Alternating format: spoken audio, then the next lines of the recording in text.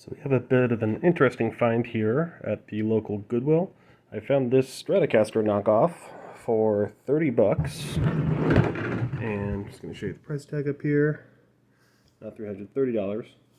And I could tell at a glance that the guitar was, of a lower quality. A Squier would be like a Gibson compared to this.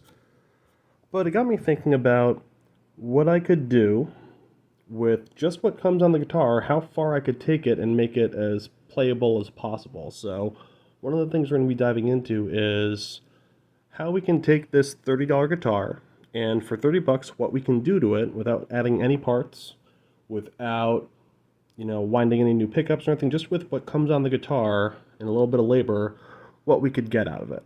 So should be pretty interesting. Let's actually give a quick rundown of what we're looking at. So first of all, we do have a Strat style tremolo. It's one of the 6-screw style tremolos, so the vintage tremolo, as they usually refer to it. Looks like it has some regular, probably really crappy single coil pickups. Standard volume, tone, 5-way selector. Actually, the switch doesn't feel too bad. Usually, like the cheaper switches would feel kind of much. This one feels okay, not great, but you can see there's a lot of damage to the edges here. The finish isn't great. I do kind of like the color, but it is, again, a very low quality guitar. When we get to the neck and fretboard, this is where we're going to see some really interesting things. First of all, you can see the strings are rusted all to hell. But when we're looking at the fretboard, I mean, you can see there's a big gouge right there. Let's see if I can get the camera to focus. There's a good chunk of missing wood there. And further up, when we look at the 12th fret, you can see that one of the inlays, I don't know if that's picking up here, maybe you can see the shadow, one of the inlays has actually become depressed into the fretboard. So if I were to put a string here, it would actually scrape the edges back and forth while doing vibrato. The frets are actually still pretty shiny. I'm going to assume they're not leveled though. And again, just going up the fretboard, you can see the wood is very dry. I mean, it looks pale. This is supposed to be a rosewood-esque fretboard, but it's very, very pale and very dry and scratchy. So we'll see what we can do there. We have a nut here. It's a regular plastic nut. However, you can see that the only thing actually holding in place right now are the strings. So we'll have to address that as well. And kind of slot it back and forth as I see fit.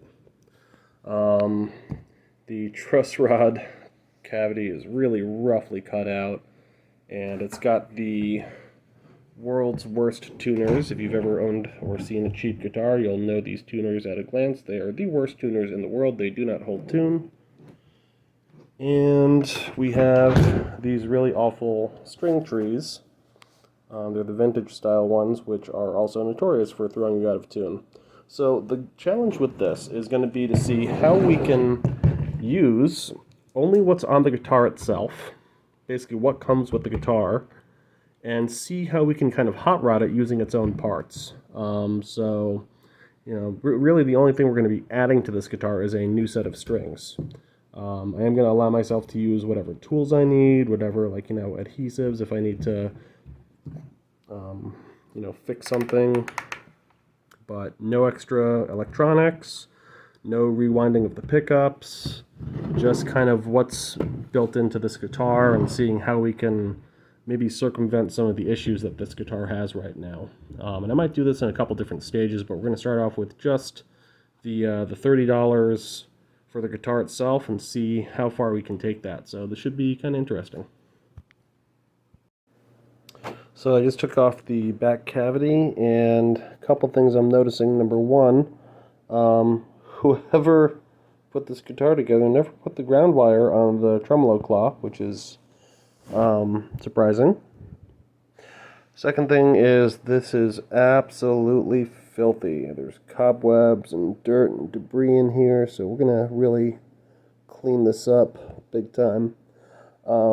The third thing I'm noticing, though, which is actually pretty promising, it starts off because of an unpromising thing, which is this really ugly route. I mean, this guitar was not routed very well.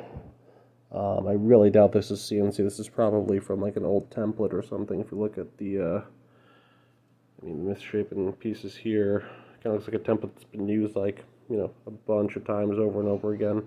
Might have even done this freehand, but Either way, what I'm seeing through that hole is it looks like we have what's usually called like a swimming pool routing for the pickups, which means we could theoretically put any combination of humbuckers or single coils given the right pick guard.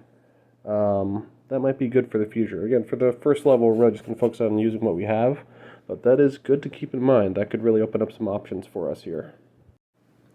And just to show you what I'm talking about with the routing here, I mean, you can see it's very, very rough. Yeah, but we do have what's called that swimming pool, meaning we have a universal layout. We can do 3 single coils. We could even do 3 humbuckers if we have a pick guard that fits that. But we have a lot of options opened up electrically here. So that should be good to work with. I mean, again, not crazy about how they did the routing, but as long as it doesn't get in the way of what we're trying to do, it's not a big deal. So, yeah. Oh, and I did find the ground wire that was supposed to go to the tremolo coil. I mean, it was, I don't think it's even tinned, but it just was never connected to the bridge. Because usually this would be routed back here and then connect to that trem claw. So I think that was just either an oversight or it became... No, actually, there's no way it could have been disconnected because there wasn't even solder on that tremolo claw. So that was just an oversight on their part. Oh well, we'll fix that. Lastly, while we're opening this pick guard up, I did notice that it had pretty much what I thought in terms of pickups, which is that like refrigerator magnet ceramic bar, and just 3 different versions of the same pickup. They're all measuring about 7.0 K, which for a Strat single coil is relatively hot, especially in the neck position. It's a little hot, but you know, usually what they'll do is they'll use really thin wire to have a higher output, and they'll balance out the fact that having thinner wire reduces some of your high end.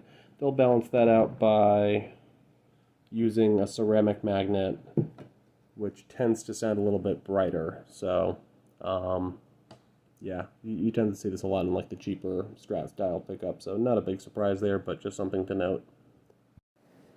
And just one more thing I noticed as I was putting it back together, there is a crack going down from about where the tremolo cavity cover is all the way probably to the end of the body here, but it really visibly stops about here, just where the burst edge is. I don't think it goes through the entire body. It's probably just a crack in the finish, but we'll see if we can touch that up as well, just to make it a little bit smoother and not have that lip. You can actually see my fingernail gets caught on it, so we'll see if we can at least, you know, kind of close that up and sand over it, smooth it out. But I don't think it affects the structural stability, so it's not a huge deal. It's more just kind of a little cosmetic flaw. So, I mean, compared to what else this guitar has going on, it's really barely noticeable. But we'll take a look at that.